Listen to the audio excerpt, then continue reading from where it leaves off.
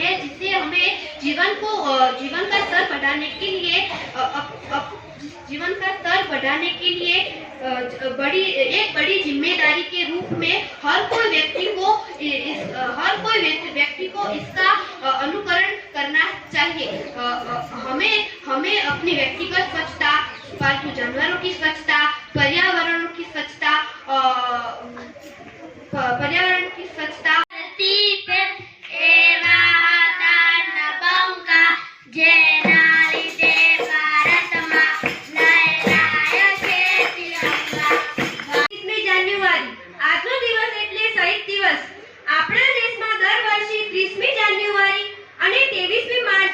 ભારતની સ્વતંત્રતા, ગૌરવ, કલ્યાણ અને પ્રગતિ માટે લડનારા પીડિતોને શ્રદ્ધાંજલિ આપવા માટે મનાવવામાં આવે છે।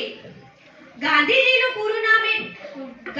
પૂરું નામ મોહનદાસ કરમચંદ ગાંધી હતું। મહાત્મા ગાંધીજીનો જન્મ। નમસ્કાર, શહીદ દિન વિશે હું મારું વક્તવ્ય રજૂ કરી રહી છું। 30મી જાન્યુઆરીને શહીદ દિવસ તરીકે મનાવવામાં આવે છે। ભારતના સ્વતંત્રતા સંગ્રામના ઇતિહાસમાં સૌથી પ્રસિદ્ધ વ્યક્તિ એટલે મહાત્મા ગાંધી। તેમનો જન્મ 2 ઓક્ટોબર 1869માં પોરબંદરમાં થયો હતો। 23મી જાન્યુઆરી 1948ની સાંજે પ્રાર્થના દરમિયાન બિરલા હાઉસમાં નાથુરામ ગોડસે દ્વારા મહાત્મા ગાંધીની હત્યા કરવામાં આવી હતી। તેમના મૃત્યુ સમયે તેઓ 78 વર્ષના હતા, જેથી આજના દિવસને શહીદ દિવસ તરીકે મનાવવામાં આવે છે। 23મી માર્ચને પણ શહીદ દિવસ તરીકે મનાવવામાં આવે છે, કારણ કે 23મી માર્ચના રોજ શહીદ ભગતસિંહ, રાજગુરુ અને સુખદેવને ફાંસી આપવામાં આવી હતી। આજના દિવસને મહાત્મા ગાંધીની સમાધિ રાજઘાટ પર આપણા દેશના રાષ્ટ્રપતિ, ઉપરાષ્ટ્રપતિ, વડાપ્રધાન અને રક્ષા મંત્રી એક સાથે આવે છે અને મહાત્મા ગાંધીને શ્રદ્ધાંજલિ આપે છે। સાથે સાથે સ્વતંત્રતા સંગ્રામ દરમિયાન તેમના યોગદાનને યાદ કરે છે। આજના દિવસને બાપુ અને દેશના અન્ય શહીદ થનાર લોકોની યાદમાં 2 મિનિટનું મૌન રાખવામાં આવે છે। ભલે આજે બાપુ નથી, પણ તેમનું સ્વચ્છ ભારત મારી નજર સમક્ષ ખડું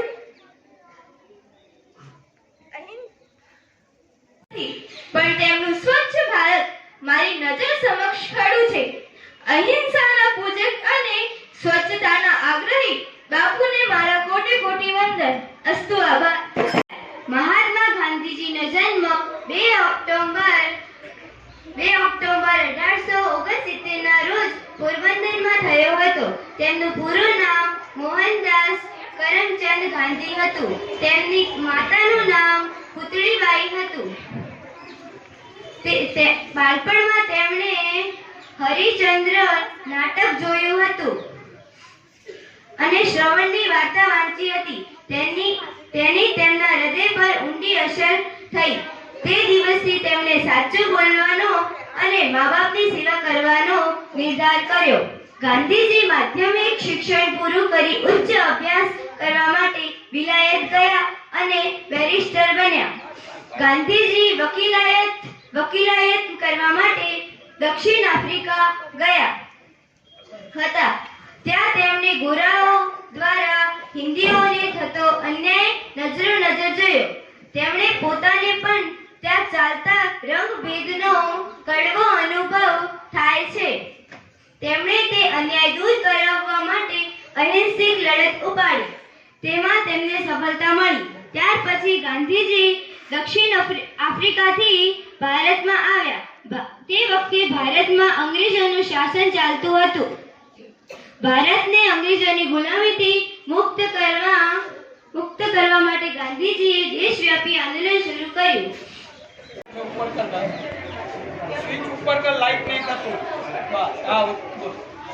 ગાંધીજીનો જન્મ 2 ઓક્ટોબર 1869 ના રોજ પોરબંદરમાં થયો હતો। તેમનું પૂરું નામ મોહનદાસ કરમચંદ ગાંધી હતું। તેમના માતાનું નામ પુતળીબાઈ હતું। ગાંધીજી એક મહાન રાષ્ટ્રપિતા હતા। તેમને ભારતને આઝાદ કરાવવા માટે તેમના જીવનમાં અનેક નાના મોટા આંદોલનો કર્યા. તેમને બારડોલી સત્યાગ્રહની લડત વખતે એક વખત તેમને આંદોલન કરવા વિનંતી કરવામાં આવી, પરંતુ ગાંધીજીએ ના પાડતા કહ્યું કે અહીંયાના સરદાર વલ્લભભાઈ પટેલ છે, તે જ અહીંયા આંદોલન કરી શકે. આમ તેમણે બારડોલી સત્યાગ્રહની લડત વખતે સરદાર વલ્લભભાઈ પટેલને રીતસરનું સરદારનું બિરુદ આપ્યું હતું. પછી તેમણે દાંડી કૂચ સત્યાગ્રહમાં ઈસવીસન 1930 ના રોજ મીઠા પર લાગતા કરને મુક્ત કરી મીઠા પર લાગતા કરના કાયદાનો ભંગ કર્યો અને પછી તેમણે દેશને આઝાદ કરાવવા માટે હિન્દ છોડો આંદોલન કર્યું અને આ આંદોલન તેમનું અંગ્રેજો સામે સફળ રહ્યું અને તેમને 1947 ના રોજ ભારતને આઝાદી અપાવી. અસ્તુ. જય હિન્દ. દક્ષિણ આફ્રિકા ભારત भजे व्रजेकमण्डनं समस्तपापखण्डनं स्वभक्तचित्तरञ्जनं सदैव नन्दनन्दनं भजे व्रजेकमण्डनं समस्तपापखण्डनं स्वभक्तचित्तरञ्जनं सदैव नन्दनन्दनं सुपिच्छगुच्चमस्तकं भजे व्रजेकमण्डनं समस्तपापखण्डनं स्वभक्तचित्तरञ्जनं सदैव नन्दनन्दनं भजे व्रजेकमण्डनं समस्तपापखण्डनं स्वभक्तचित्तरञ्जनं सदैव नन्दनन्दनं सुपिच्छगुच्चमस्तकं सुनादवेणुहस्तकम्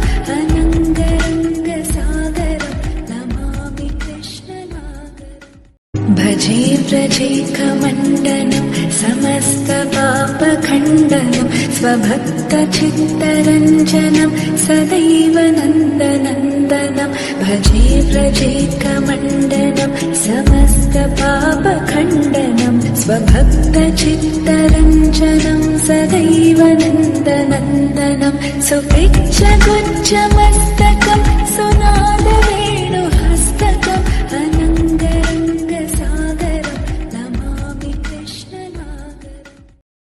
भजे व्रजेकमण्डनं समस्तपापखण्डनं स्वभक्तचित्तरञ्जनं सदैव नन्दनन्दनं भजे व्रजेकमण्डनं समस्तपापखण्डनं स्वभक्तचित्तरञ्जनं सदैव नन्दनन्दनं सुपिच्छगुच्चमस्तकं सुनादवेणुहस्तकम्